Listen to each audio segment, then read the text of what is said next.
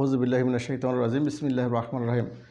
প্রিয় দর্শক, আজকে যে আমলটা আপনাদের সামনে নিয়ে আসছি অত্যন্ত পাওয়ারফুল একটি আমল, যেটা কিনা অনেক মায়েদের গর্ভ নষ্ট হয়ে যায়, অর্থাৎ গর্ভপাত হয়ে যায়, গর্ভের সন্তান টিকে না। সেই সমস্ত মায়েদের জন্য আজকের এই আমলটি অত্যন্ত গুরুত্বপূর্ণ। আমলটি খুবই সহজ।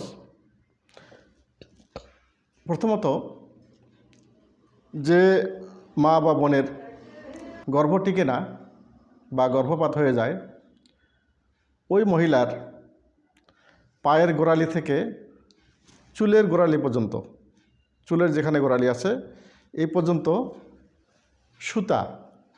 সুতাটা হতে হবে কুসুম রঙের সুতা, অর্থাৎ ডিমের কুসুমের যে রং হয় এই রঙের সুতা।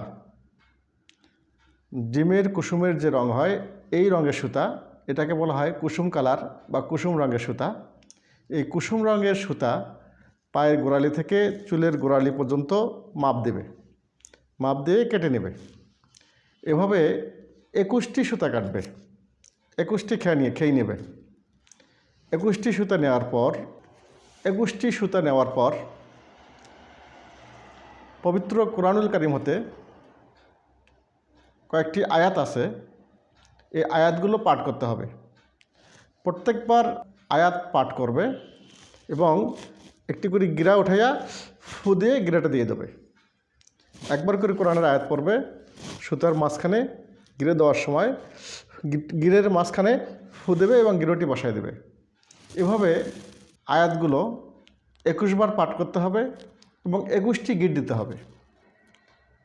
21টি গিট দেওয়ার পরে ওই সুতা ওই মা বা বোনের কোমরে বেঁধে দিলে ইনশাআল্লাহ আল্লাহর ফজলে ওই মহিলার আর গর্ভপাত হবে না, অর্থাৎ